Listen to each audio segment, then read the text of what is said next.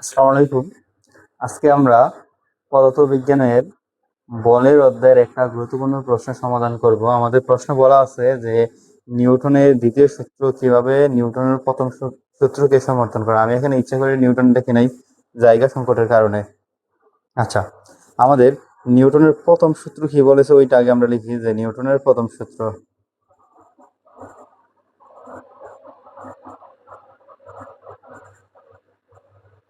আচ্ছা, বাহ্যিক কোনো বল প্রয়োগ না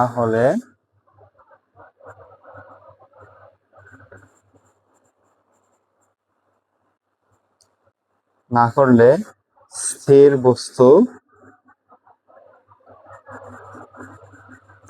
চিরকাল স্থির থাকবে এবং সম দ্রুতিতে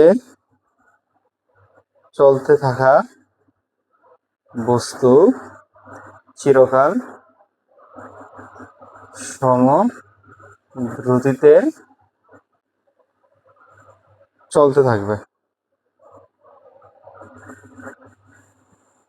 আচ্ছা, নিউটনের প্রথম সূত্র বাইরে থেকে প্রয়োগ না করলে স্থির বস্তুটা চিরকাল স্থির থাকবে এবং গতিশীল বস্তুটা চিরকাল গতিশীল থাকবে। আচ্ছা, এই কথাটাই আমরা লিখলাম এখানে। এবার নিউটনের দ্বিতীয় সূত্র আমাদের কি জানি? দ্বিতীয় সূত্রটা আমরা নর্মালি জানি কি এফ সমান এম এ, অর্থাৎ বস্তুর ভরবেগের পরিবর্তনের হার প্রযুক্ত বলের সমানুপাতিক, ওইটা জানি আমরা। আচ্ছা, নিউটন বলছে যে বস্তুর ভরবেগের পরিবর্তন হার প্রযুক্ত বলের সমানুপাতিক, অর্থাৎ এফ সমান এম এ। এখান থেকে আমরা গাণিতিক রূপে লিখতে পারি। আর প্রথম সূত্রতে আমাদের বলা হয়েছে বাহ্যিক কোনো বল প্রয়োগ না করলে, বাহ্যিক বল প্রয়োগ না করলে, বাহ্যিক বল প্রয়োগ না হলে আমরা বলতে পারি কি এফ সমান 0। যেহেতু এখানে বল প্রয়োগ হয় নাই, তাহলে আমরা বলতে পারি এফ সমান কত? 0। আর এফ সমান আমাদের কি আছে?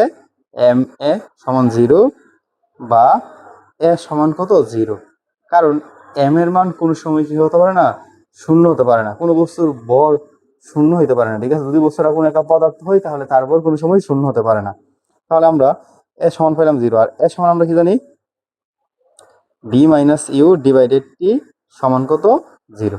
এবার আর গুণ দিলে আমরা বলতে পারি যে বি মাইনাস ইউ সমান 0 বা বি সমান ইউ। এই জিনিসটা আমাদের কি বলতেছে? যে বস্তুর আদিবেগ যা শেষ বেগ তা। আদিবেগ শূন্য হলে শেষ বেগ শূন্য, অর্থাৎ স্থির থাকলে স্থির। আবার আদিবেগ যে কোনো একটা মান থাকলে ওইটা হবে কি শেষ বেগ, মানে যদি সমদ্রুতিতে থাকে তাহলে এটা সমদ্রুতিতে চলতে থাকবে, অর্থাৎ প্রথম অবস্থা এবং শেষ অবস্থা সমান। তাই বলতে পারি সুতরাং নিউটনের দ্বিতীয় সূত্র প্রথম সূত্রকে সমর্থন করে। ঠিক আছে, ধন্যবাদ সবাইকে।